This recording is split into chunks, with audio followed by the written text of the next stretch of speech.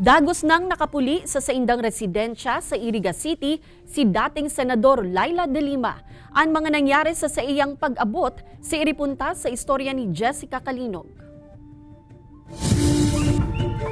Pasado alas 6 kasubanggi kan makapuli na sa barangay San Agustin, Iriga City si dating Senador Laila de Lima.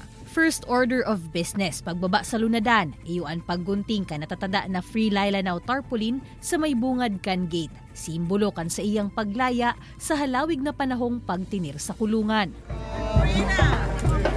Piglakaw na sa naman kan dating senadora palaog sa saindang harong kung sain sinabat, inabrasahan, asin kinugos siya kan sa iyang mga kaparyente, mga amigo asin amiga, siring man kan piranyang mga taga-suporta. May mga estudyante man gikan sa Zeferino Arroyo High School asin University of St. Anthony na nagtugtog asin maugmang nagsabat sa dating senadora.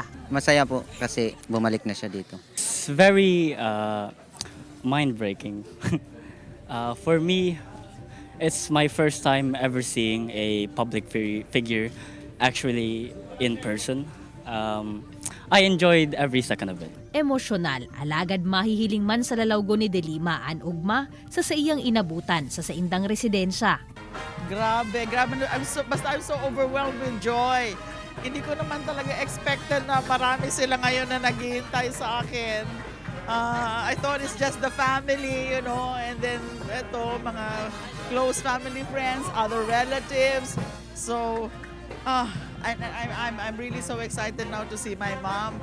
Puntahan ko na muna yung mami ko.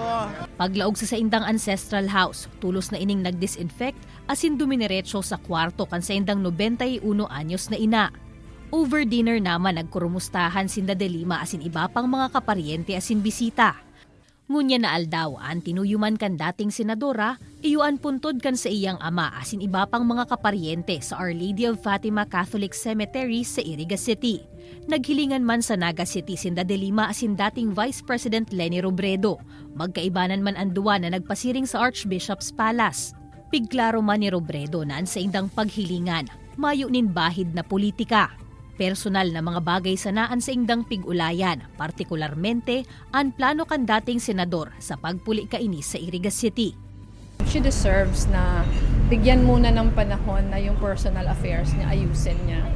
Bago pa man isipin yung mga next steps for the opposition or next steps for the party, mahabang panahon yung ika-catch up niya para sa sarili niya.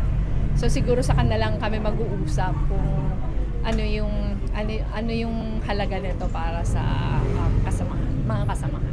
Kaibanan si Gerald Gandia, Jessica Calinog, Balitang Bicolandia.